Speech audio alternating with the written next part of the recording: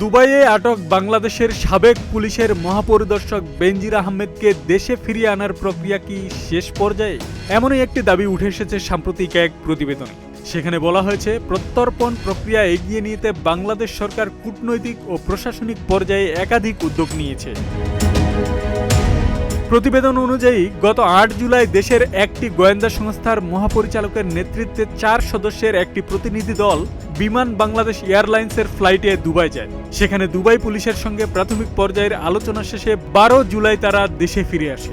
এরপর ২২ জুলাই একই সংস্থার একজন কর্নেলের নেতৃত্বে আরেকটি প্রতিনিধি দল এমিরেটস এয়ারলাইন্সের ফ্লাইটে দুবাই সফর করে। জানা যায়, এই সফরের উদ্দেশ্য ছিল বিশেষজ্ঞ পর্যায়ের বৈঠকে অংশ নিয়ে বেনজির আহমেদের প্রত্যর্পণ সংক্রান্ত প্রয়োজনীয় আনুষ্ঠানিকতা এগিয়ে নেওয়া। এদিকে ১৯ জুলাই প্রধানমন্ত্রীর কার্যালয়ের অধীনে সশস্ত্র বাহিনী বিভাগ একটি ৭ সদস্যের কমিটি গঠন করেছে বলেও প্রতিবেদনে উল্লেখ করা হয়েছে। কমিটির নেতৃত্বে রয়েছেন জেনারেল স্টাফ শাখার একজন কর্নেল। এছাড়া রয়েছেন নৌবাহিনীর অপারেশনস পরিচালক এবং সংশ্লিষ্ট গোয়েন্দা সংস্থার ৪ জন উপপরিচালক। প্রয়োজনে পররাষ্ট্র মন্ত্রণালয়, নৌপরিবহন মন্ত্রণালয় সহ অন্যান্য সরকারি সংস্থার প্রতিনিধিদেরও এই প্রক্রিয়ায় যুক্ত করার সুযোগ রাখা হয়েছে। একই সঙ্গে বাংলাদেশ নৌবাহিনীকে প্রয়োজনীয় তথ্য, নথিপত্র ও কারিগরি সহায়তা দেওয়ার দায়িত্ব অর্পণ করা হয়েছে বলেও প্রতিবেদনে দাবি করা হয়েছে।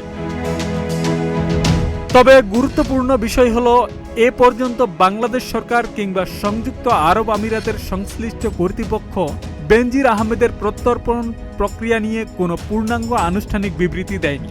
ফলে বিষয়টি নিয়ে বিভিন্ন মহলে আলোচনা চললেও আনুষ্ঠানিক নিশ্চিতকরণের অপেক্ষায় রয়েছে সংশ্লিষ্ট সবাই।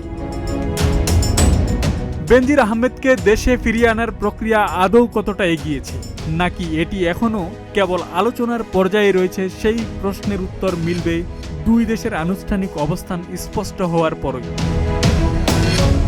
আব্দুস সালাম, প্রজন্ম ২৪।